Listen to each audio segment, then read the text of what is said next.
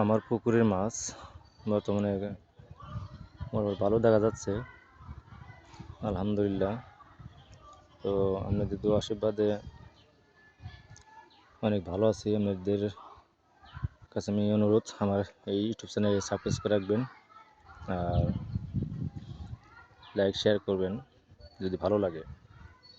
তো এই পুকুরটা দেখেন, এই পুকুরে মাছ ছাড়া হয়েছে নাকি কিছুক্ষণ আগে কিছু আদা দিয়েছিলাম। এই দেখেন মাছ এই জায়গায় আদার খাইতেছে, তলে তলে আদার খাইতেছে। শেউলি আছে, শেউলি কিনে খাইতেছে গাছের গোড়া দিয়ে।